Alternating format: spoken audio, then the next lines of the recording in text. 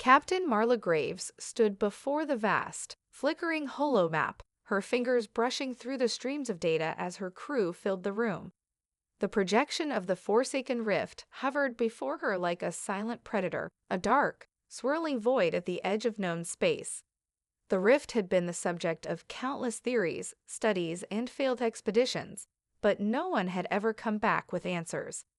Now, a new mission was underway, one that would break through humanity's last frontier. Are we really doing this? Lieutenant Alina Russo's voice was sharp, cutting through the low murmur of the room. We know what's out there, what's been out there for centuries. No one's ever survived the rift. Marla turned to face her, her gaze unwavering. We don't know what's really out there, Alina. The scans we received from the Coalition last week have shown signs of unusual energy readings. It's not a natural black hole like we once thought. It's a structure, an artificial one. That means someone built it, and if someone built it, there's a reason. The rest of the crew, including their cybernetic engineer Kato, the ship's navigator Zane, and veteran officer Maya, remained silent. The tension in the room was palpable. Even after years of service in deep space exploration, none of them had ever faced a mission this dangerous. Let's be clear, Marla continued, her voice commanding. This mission isn't just about exploration. It's about understanding why the rift exists and what purpose it serves. The Coalition believes there are answers hidden inside it, answers that could change everything. New technology, new frontiers. We're at the precipice of something far beyond us, and it's our job to uncover it. We're human, and we don't back down from a challenge. Even if that challenge is a death sentence, Maya asked, her voice skeptical but respectful. Marla met her gaze firmly. If it is, then we face it together. But this crew is the best humanity has to offer. We're going to be the ones who solve this mystery, and no one else. The Vanguard, a state-of-the-art exploration vessel, hummed quietly in the hangar, ready for launch. The team's mission was clear: to enter the Forsaken Rift, map its interior, and retrieve any data that might reveal the rift's origins. But no one spoke of the risk involved in such a journey. No one mentioned the rumors, the whispers of an ancient, possibly hostile force that had been guarding the rift for eons. As Marla walked out of the briefing room, her steps measured and sure, her mind raced with questions she dared not voice aloud. What kind of being or civilization could create a structure like this? And if the rift was artificial, what had happened to its creators? The Eldari, the mysterious race rumored to have once controlled the rift, had vanished without a trace, leaving nothing but a lingering threat in their wake. The crew boarded the Vanguard and strapped themselves in. Marla, taking the captain's seat, gazed out at the stars. This was the beginning of something historic. The rest of humanity had only ever looked at the rift with fear and uncertainty. But Marla knew this was their moment, to answer the questions no one had dared ask. The countdown began. 3, 2, 1. With a powerful roar, the Vanguard shot into the void, its engines firing with a steady hum. As the ship left the safe orbit of the Coalition's hub and entered the uncharted zone of space, the crew could feel the weight of history pressing down on them. Ahead lay the Forsaken Rift, a place where no one had returned from. But the mission was simple: discover the truth, bring it back. And if they didn't, they would join the ranks of those lost to the rift. The Vanguard plunged deeper into the rift, its engines humming as they tried to cut through the eerie stillness. The black expanse outside the ship was oppressive, suffocating, a vast void devoid of stars or any semblance of light. The crew was tense, their eyes flicking nervously between their instruments and the viewports, waiting for something to happen. But for the moment, the rift offered no immediate dangers. Marla, sitting in the captain's chair, monitored the ship's systems with a practiced eye. Everything was nominal for now. Still, the eerie quiet stretched on, like a waiting predator poised to strike. She glanced to her right, where Zane, the ship's navigator, worked furiously at his console. "I'm not getting any more readings," Zane said, his voice taut with unease. "The scans are distorted. The rift's gravity field is messing with our sensors. We can't get an accurate map." "What about our communications with the Coalition?" Marla asked, her tone cool, but her nerves starting to fray. Zane tapped at his console, a frown deepening on his face. "No response. They're not even receiving our distress signals. We're isolated."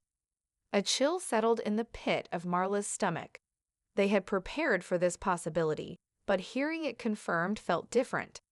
They were alone, adrift in a place no one truly understood. "Hold tight," she said. "Stay sharp, everyone."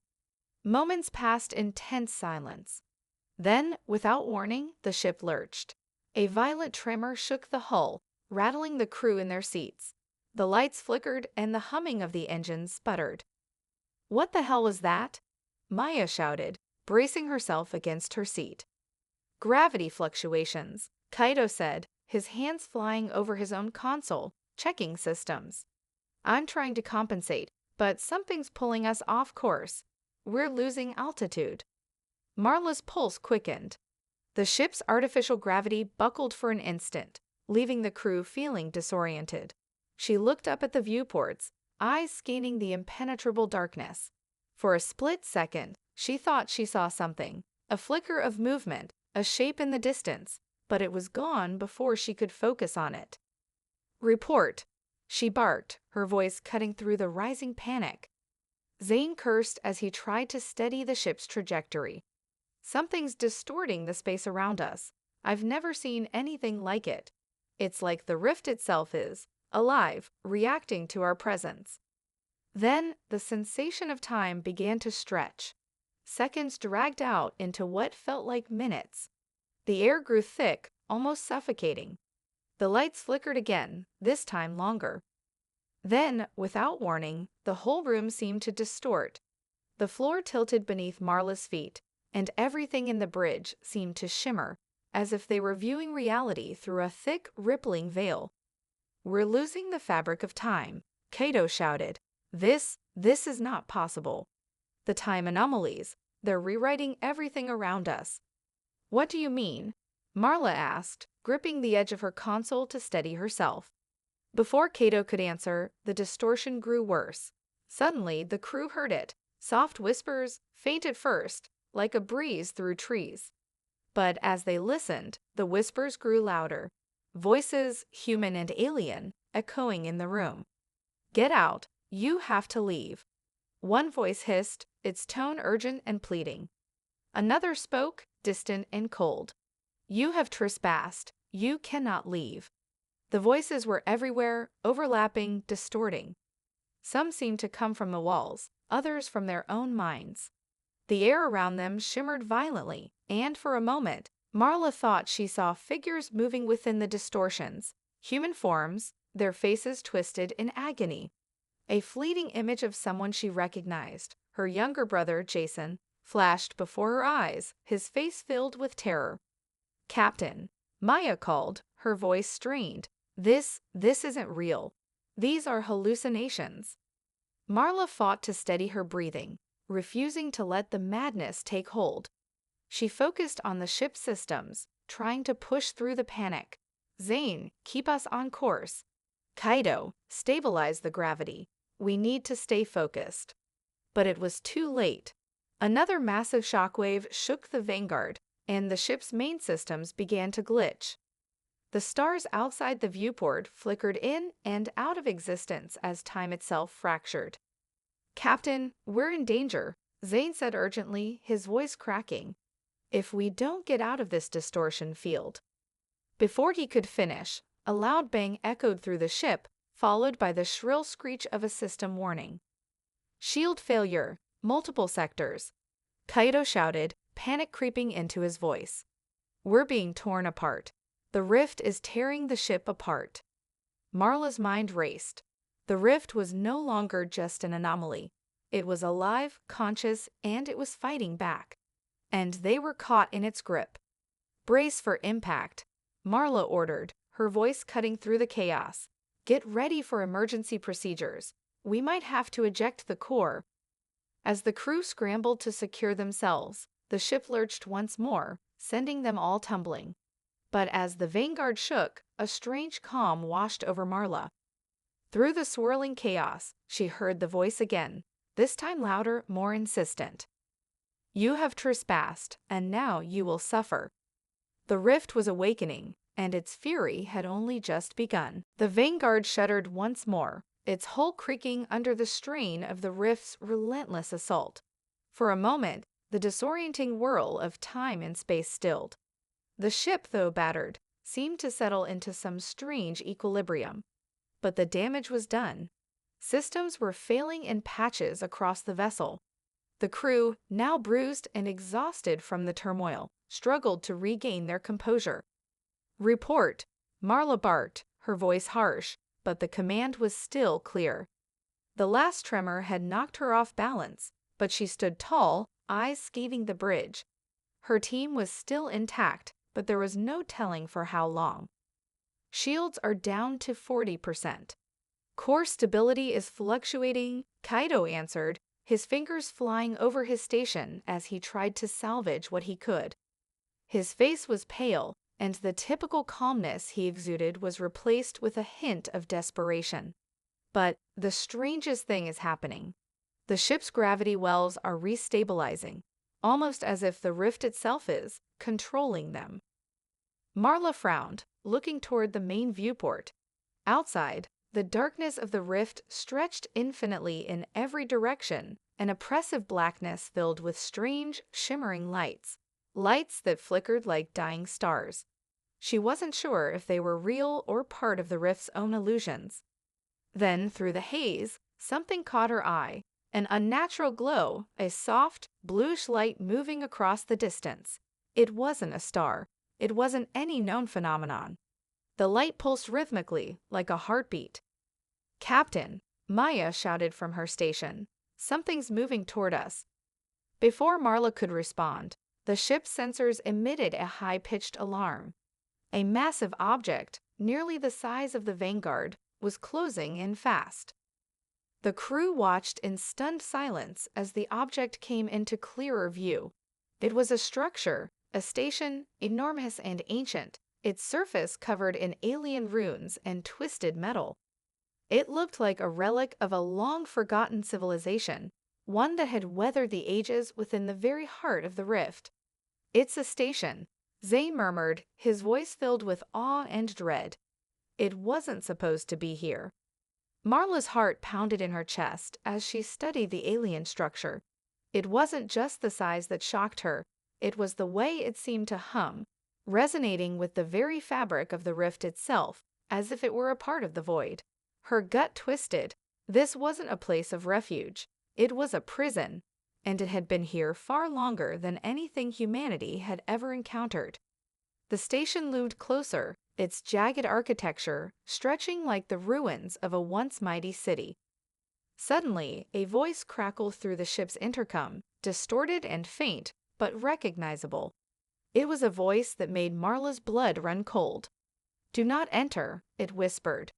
The tone was cold, alien, and heavy with ancient authority. "You are not welcome." The crew froze, each of them struggling to comprehend the words. For a moment, it was like the rift itself had spoken to them, the very fabric of reality bending to send the warning. "Who is that?" Maya asked, her voice trembling. "I don't know," Marla answered, her mind racing. "But it's not a message we can ignore." With a final shudder, the Vanguard was drawn closer to the station, pulled by an invisible force. As they neared the structure, the lights on the station flickered to life, bathing the ship in a cold, eerie blue. Marla's mind raced, connecting dots she hadn't fully grasped until now. The station was a remnant of the Eldari, a once powerful race who had vanished from the galaxy long before humanity had risen to prominence. The ship's sensors pinged once more, this time with alarming clarity. The station was not just an abandoned outpost. It was a place of storage, housing something ancient, something dangerous. Suddenly, the walls of the bridge flickered with static, and the eerie, distorted voice came again, this time louder and clearer. "You should not be here. This place is the prison of the Eldary's greatest mistake. The one that waits, sleeps, it is the null. It has awakened." The crew exchanged confused, fearful glances. Marla felt the weight of the words pressing down on her, the implications reverberating in her chest. The null. The name felt like a curse, a force locked away, waiting for the right moment to rise. "What the hell is the null?" Kaido asked, his voice barely above a whisper. "I don't know," Marla said, her heart racing, "but I'm about to find out." Before she could order the crew to prepare for whatever lay ahead, the station's massive doors creaked open, revealing a dark, foreboding interior. A strange pull tugged at the ship, as if the Vanguard had no choice but to enter. The crew braced themselves as the ship drifted inside, the eerie blue glow of the station's interior casting long shadows across the bridge. "I don't like this," Maya muttered, her eyes darting nervously. "We have no choice," Marla replied. "The rift won't let us leave. We have to know what's inside." The doors sealed behind them with a final, ominous thud, and the crew was plunged into darkness. The station's hum reverberated through the walls, and the chilling whispers of the rift grew louder. In the silence that followed, Marla could only wonder what terrible secret the station held, and what price humanity would pay for uncovering it. The Vanguard drifted deeper into the Eldari station, the glow of its eerie blue lights casting long shadows over the ship's interior. The hum of the ancient structure reverberated through the hull, vibrating every surface, every piece of equipment. The air felt heavier now, thick with the sensation of being watched, of being hunted. Marla stood in the middle of the bridge, her eyes darting from screen to screen, trying to make sense of the chaotic data flooding the ship's systems. The station's energy output was off the charts, far beyond anything humanity had ever encountered. Its design, strange and asymmetrical, yet undeniably advanced, was like nothing they had ever seen, with patterns and symbols pulsing on every surface. "Captain," Kaido said, his voice taut, "we're losing power in the auxiliary systems. Something in here is draining us. It's not just the rift's interference anymore. This station, it's actively siphoning our energy." Marla clenched her jaw. "Keep the core stable. We need to maintain full power for as long as we can." Zane, the ship's navigator, squinted at the holomap as the ship's trajectory adjusted automatically. "It's guiding us deeper. The gravity wells are forcing us into a central core. There's a massive structure at the heart of the station. I can't get any readings beyond that point." "Get us there," Marla ordered, her voice sharp. "We're not leaving without answers." The ship maneuvered slowly, the eerie pull of the station's gravitational field drawing them toward a colossal spire at the center. As they passed through long, winding corridors that seemed to stretch on forever, the crew could see glimpses of the alien architecture, familiar in some ways, but fundamentally different. The walls were inscribed with shifting symbols, their meanings lost to time, but there was an unmistakable sense of ancient power emanating from every surface. Maya, who had been unusually quiet since their entry into the station, spoke up, her voice uncertain. "I don't like this. It's too quiet. There's no sign of life, no movement, no ships or signals. It's like we're walking into the jaws of some great beast." "Stay alert," Marla replied, her own instincts on high alert. "If this is a trap, we'll find a way out." They approached the heart of the station, and the ship's lights flickered once again. Suddenly, the Vanguard jerked violently as an unseen force gripped it, throwing everyone against their restraints. The bridge erupted in shouts and alarms as the crew struggled to regain control. "Gravity's fluctuating again," Zane shouted, frantically working the console. "I can't stabilize it. We're being pulled in." Marla gritted her teeth, fighting against the force that threatened to tear the ship apart. She looked out at the central spire, now looming larger before them. The shape of it was unmistakable, an immense structure that seemed to pulse with an unnatural, sickly energy. The station itself was alive, aware of their presence, and it wasn't about to let them leave easily. Before they could react, a series of sharp, resonating tones filled the bridge. A holographic projection of an alien face, its features angular, regal, and strangely beautiful, appeared in the center of the room, its eyes glowing with an unsettling intensity. The projection was not a mere image, but something alive, a remnant of the Eldari's long-lost technology, preserved through millennia. "You should not have come," the projection said in a voice that seemed to echo from the very walls of the station. The tone was both mournful and authoritative, as if speaking from the depths of an ancient sorrow. "The null is awake." "The null?" Kaido repeated, his voice trembling. "What is it? What does it want?" The projection flickered, and for a brief moment, its eyes softened. It was created to be a weapon, an unimaginable force, a remnant of the Eldari's hubris. It is not just a being, but a concept, an absence, a void, a force that unravels everything it touches. And now it is free.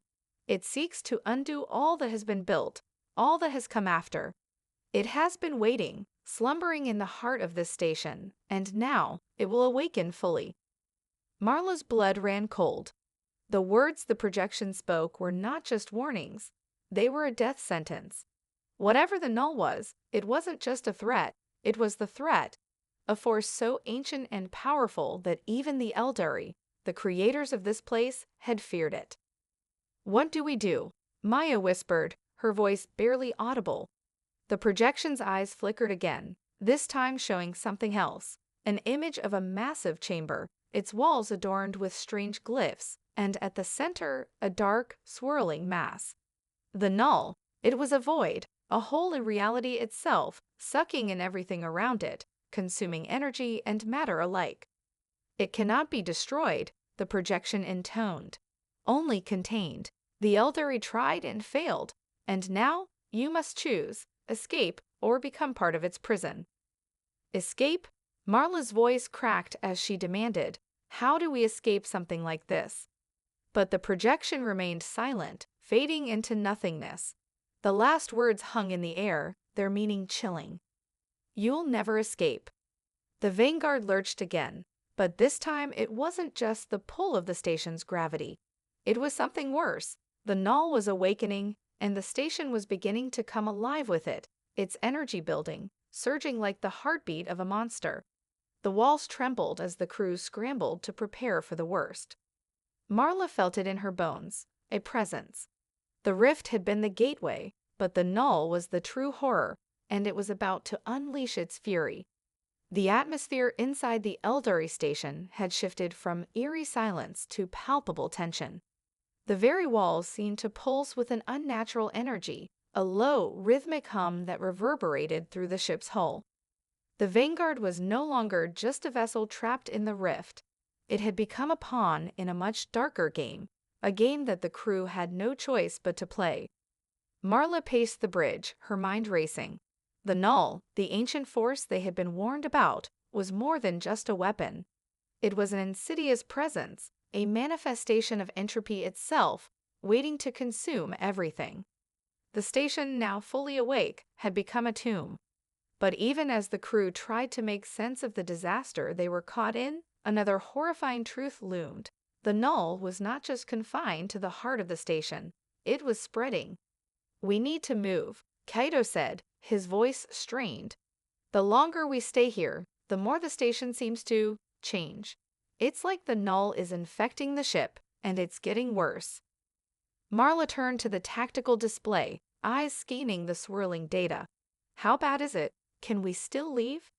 Zane, looking pale and exhausted from hours of trying to navigate the increasingly erratic gravity wells, shook his head. "The rift's pull is getting stronger. Every time we try to break free, we're drawn back in. The null is amplifying the rift's effects. We're stuck here." A grim silence fell over the bridge as the crew absorbed the weight of Zane's words. Their only hope of escape had already been snatched away, leaving them with the frightening reality. They were trapped inside the belly of an ancient nightmare, and it was waking up. Captain, Maya said quietly, her eyes scanning the data feed. I've been trying to access the station's deeper systems. The controls are locked. There's no way to override them. But there's something strange happening. The null isn't just consuming matter, it's altering it. I think it's rewriting the very fabric of the station's design. Rewriting? Marla echoed. What do you mean? Maya looked at her, unease creeping into her voice. The architecture is shifting. The walls, they're changing shape, like the null is remaking everything around us. The place is alive, but not in a way we understand. I think it's adapting, evolving. Evolving to what? Kaido asked, his voice tight with panic. Maya shook her head.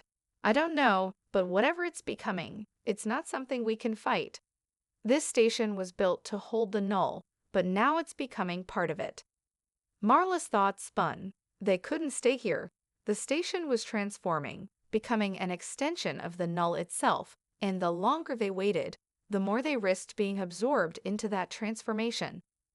We have to find a way to stop it, or at least slow it down, Marla said, her tone resolute. We need to reach the core, see what's left of the containment systems. If we can trigger the failsafes, maybe we can shut it down. Zane's hands flew over his controls, trying desperately to regain control of the ship's trajectory. We're still being pulled in. At this rate, we'll crash into the core in less than an hour. Whatever failsafes you're hoping for, they're long gone. Before Marla could respond, the lights on the bridge flickered violently, plunging them into a moment of total darkness. When they flickered back on, the station seemed even closer, unnervingly so. It felt as though it was pressing in on them from all sides. Captain, Maya shouted. Something's happening to the ship. I've lost contact with every external system. Hull integrity it's failing. A sickening groan reverberated through the ship, followed by the sound of metal buckling under strain. The Vanguard lurched as if it had been struck by an invisible force.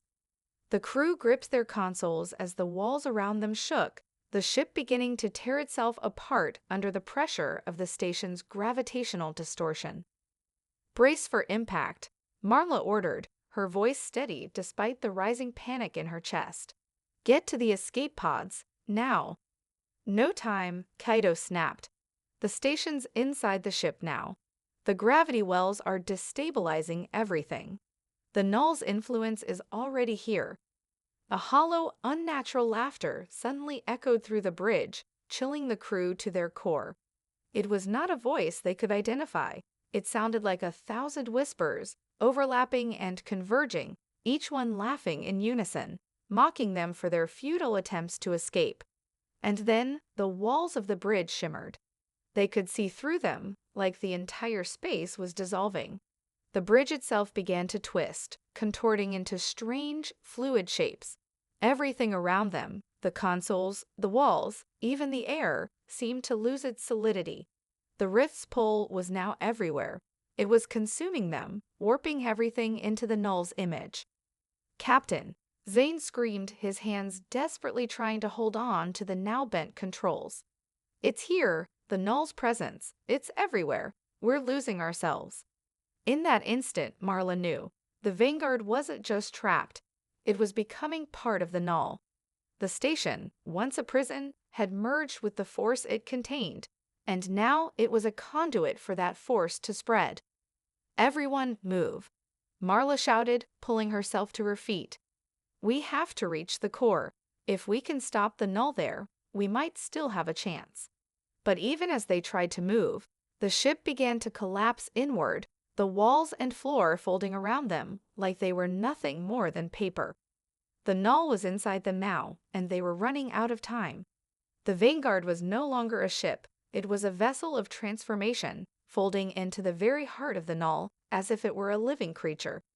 The walls of the bridge warped and flickered, twisting under the null's influence.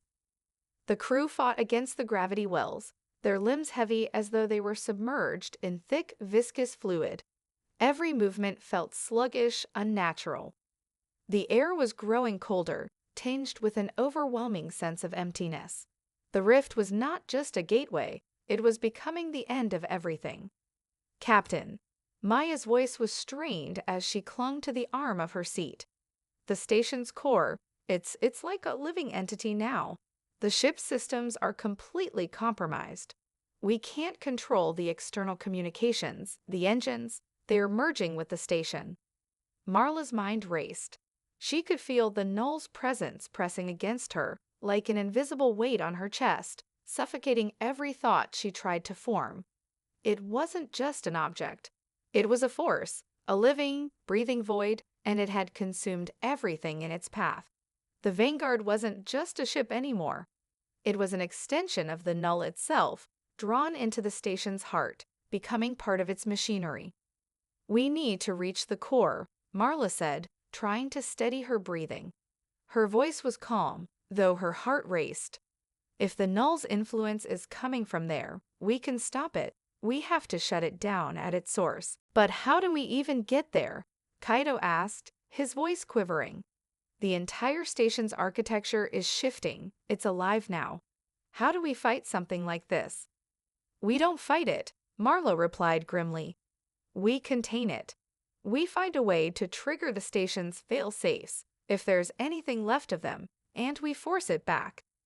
As if in response, the walls of the bridge shimmered once more. For a brief, terrifying instant, the floor seemed to fall away beneath their feet. The ship twisted in space, and the stars outside the viewport warped, bending in impossible shapes. The Vanguard was being swallowed whole by the very essence of the null. We don't have much time, Zane shouted, gripping the controls as he tried to maintain some semblance of stability. The gravity wells are fluctuating again, and the rift is starting to collapse in on itself. The ship, we are caught in a paradox. The null isn't just a weapon, it's rewriting everything. Marla clenched her fists, steeling herself against the overwhelming sensation of dread. They were running out of time, and yet she knew they had to keep moving forward. Everyone, hold on, she barked. We're heading to the core. Prepare for anything. The crew scrambled, grabbing hold of whatever they could as the Vanguard lurched violently. As they moved through the corridors of the station, the once familiar ship felt alien, unrecognizable. The walls stretched and retracted like the flesh of some great beast, the air pulsing with energy that seemed to vibrate through their bones. Marla's heart pounded in her chest as they finally reached the core. The doors to the central chamber were open, though no one had touched them. They had simply opened. Beyond them lay the heart of the station, the place where the null had slumbered for millennia. Now it was waking. The chamber pulsed with the same eerie blue glow they had seen before, but now it was more intense, more dangerous.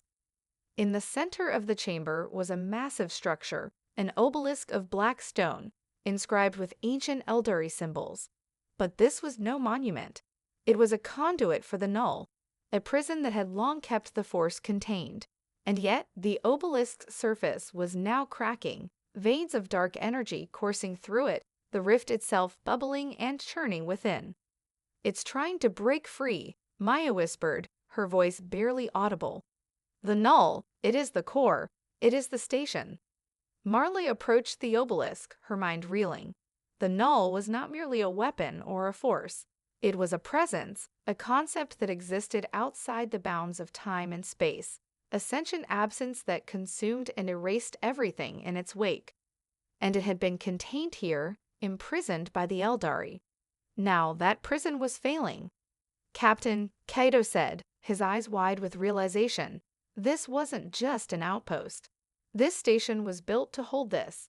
The Eldari knew what they were dealing with, and they tried to contain it by binding it to the core of this place.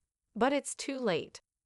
Marla stood before the obelisk, feeling the null press against her thoughts, trying to overwhelm her. She could feel its cold hunger, its endless thirst for annihilation. The station was no longer a tool. It was a prison breaking apart under the weight of its own creation. We need to destroy it, Marla said, her voice steady despite the horror that loomed before her. We can't let it escape into the galaxy. We have to destroy this core. Every system in the station is tied to it. If we sever the connection, the station will collapse, Zane finished, his voice grim, and we'll go down with it. Marla nodded. She had no illusions. If they did this, they wouldn't be leaving the rift, but there was no other choice. The null had to be stopped. We do this together, she said, her eyes meeting each of her crew members. If we're going down fighting. The crew nodded, knowing what was at stake. Together, they would face the heart of the null, knowing it would either be their salvation or their end. The core chamber was silent, save for the low hum of energy that radiated from the obelisk at its center. The air was thick with the oppressive weight of the null, its presence suffocating every breath, every thought. It was no longer just a force they could contain or fight. It had become a sentient void, a malevolent intelligence that hungered for nothing more than the unraveling of everything it touched. And now it was free. Marla stood at the threshold of the chamber, her gaze locked on the obelisk. It pulsed with dark energy, the cracks spreading across its surface like veins of some monstrous organism. The entire station seemed to shudder with the force of the null's awakening, the walls warping and shifting, as if the station itself was responding to the null's presence. "Captain, we need to act now," Maya said, her voice tight with urgency. "The station's systems are failing fast. I can feel it. Everything is breaking down. If we don't destroy that core, we'll be consumed by it." Marla nodded, but a sense of grim realization washed over her. This was no longer just about survival. They had no way of escaping the station now. If they succeeded, they would destroy everything, the Vanguard, the Null, and any hope of returning to the galaxy. But if they failed, the fate of the entire galaxy is tied to what happens here, she said quietly, almost to herself. We have to do this. Zane, who had been working furiously on the console, turned to face her. His face was pale, beads of sweat glistening on his forehead. "The energy readings are off the charts. If we trigger the failsafes, we'll destabilize the entire station. That obelisk is the source of the null's power. Destroying it will rip this place apart." "But it will stop the null from spreading," Marla replied firmly. "We have no other choice." The crew gathered around her, each of them understanding the gravity of the situation. The null's presence had become so overwhelming, so pervasive, that it had begun to warp their perceptions. The very space around them seemed to bend and fold as if it no longer followed the same laws of physics they knew. "We can't just destroy the core remotely," Maya said. "The obelisk is connected to every system here. It's part of the station now." "Then we'll have to get close," Marla said, her voice resolute. "We need to plant the charge at the heart of the obelisk itself. It's the only way to sever its connection to the null." The crew exchanged uneasy glances. Getting close to the obelisk was suicide. Every step they took toward it seemed to warp the space around them. But there was no other option. "I'll go," Marla said, her voice unwavering. "I'm the captain. I'll take the risk." "No," Kaido protested. "I'm the one who can get close. I can't let you." "Enough," Marla interrupted, her tone final. "We do this together, or we don't do it at all." The crew fell silent, understanding what she was asking. This was not just a mission. It was a sacrifice. They would either stop the null here, or they would perish in its wake, their bodies and their ship consumed by the emptiness it carried with it. They began their approach, moving cautiously toward the obelisk. With every step, the oppressive force of the null grew stronger, as if the obelisk itself was alive, breathing, and the crew's presence was nothing more than an irritant. The walls twisted and groaned, the station reacting to their intrusion, but they pushed forward, undeterred. As they reached the base of the obelisk, a sudden sharp pain shot through Marla's head. She stumbled, her hands clutching at her temples. It was as if the null had reached into her mind, grasping her thoughts and twisting them. "Captain," Maya shouted, but Marla barely heard her. The voice of the null echoed in her mind, cold and suffocating. "You cannot stop me. You cannot defeat me. I am the end. You are nothing but a fleeting thought, a whisper in the wind. You cannot undo what has already been done. Marla shook her head, trying to clear the intrusive thoughts, but the null's voice only grew louder, more insistent. You are nothing. Your kind is weak, insignificant, doomed to fall. Your fight is in vain. The pain in her head intensified, but Marla stood firm, clutching the detonator in her hand. We're not weak, she whispered, more to herself than anyone else. We are humanity, and we never give up. With a final defiant push, Marla slammed the detonator into the base of the obelisk. The device hummed to life, sending a pulse of energy that resonated through the core of the station. For a brief moment, everything seemed to freeze. The walls, the air, the very essence of the station itself, before the obelisk began to crack wide open. The null howled in rage, its presence becoming more chaotic, more desperate. The station trembled as the power of the detonation surged through the heart of the null. But as the cracks spread, the null's power only grew stronger, twisting the station even further. The core began to implode, and Marla realized, too late, that the null was not something they could simply destroy. It was a force of nature, and no matter how hard they tried, they would be swallowed by it. The Vanguard shook violently, the walls groaning under the strain. The countdown had begun. The crew had one last chance to escape, but their window was closing fast. The core of the station shuddered violently, as though the null was tearing at its very foundations, desperate to escape. The obelisk, now cracking wide open, pulsed with a sickening, dark light, filling the chamber with an overwhelming sense of despair. The crew could hear the null's voice again, louder than ever before, as if it were no longer just inside their heads but surrounding them, seeping into every corner of the station. You are nothing. You cannot undo what has been done. Your end is inevitable. Marla felt the cold grip of the null tighten around her, as though it were trying to pull her into its endless void. But she refused to surrender. She had come too far. Humanity had come too far. Move, she shouted, her voice breaking through the oppressive whispers of the null. She turned to the crew, her eyes hard with determination. We trigger the failsafes now. Kaido, Maya, and Zane rushed to the control panels, their hands trembling as they worked to engage the emergency shutdown sequence. But as they worked, the entire station seemed to fight them. The walls warped, and the floor beneath them cracked, as if the null was trying to drag the very structure into its depths.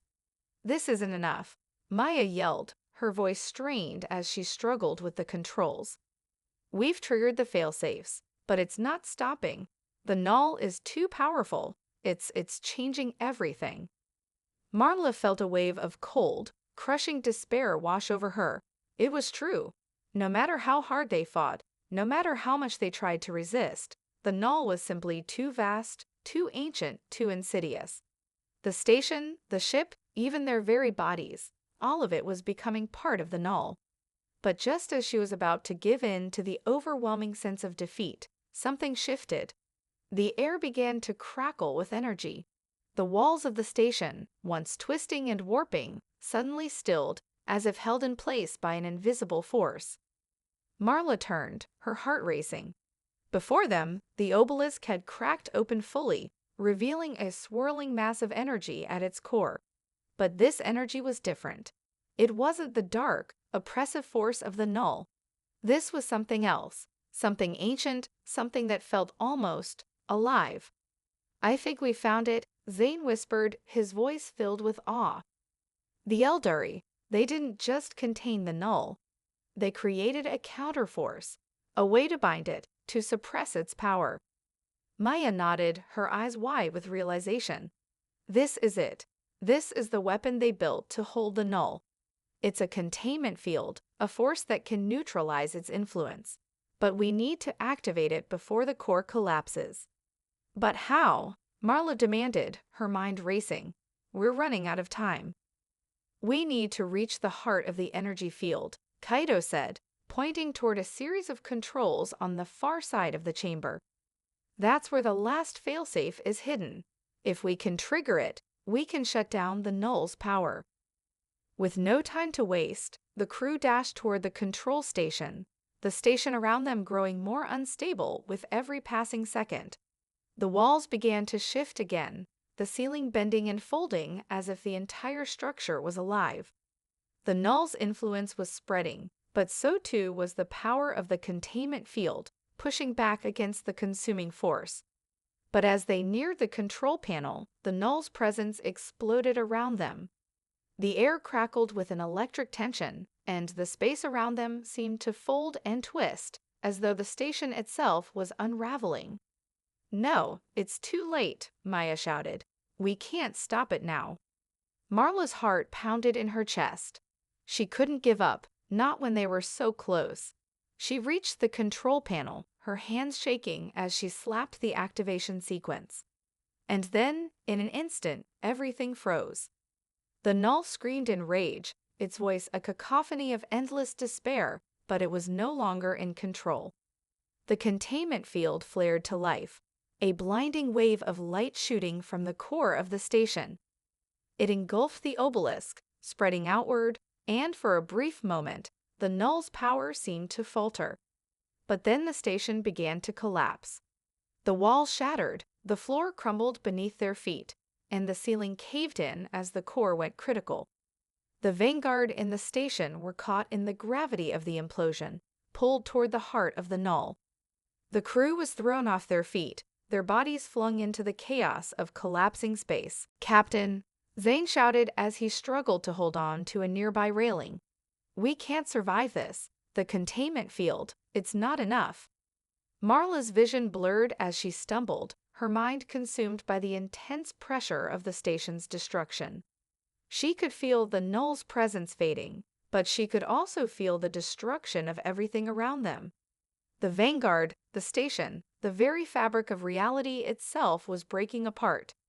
And then, just as all seemed lost, a blinding light enveloped them. For a moment, there was nothing but the sheer intensity of the energy, the feeling of weightlessness, the sense that they were no longer part of the universe they had known. And then, just as suddenly, it all stopped. The vanguard was no longer in the rift. The darkness, the suffocating pressure of the null, had vanished. The crew was alive, though barely, floating in the void of space. Marla opened her eyes, her breath ragged as she realized they had survived. They were free, but the cost had been unimaginable. The null was gone, but so too was the station, and any hope of returning to their previous lives. They were alone, stranded in the cold expanse of space. Yet, as they floated there, amidst the silence, one thing was certain. Humanity had faced the void, and had won. They had survived.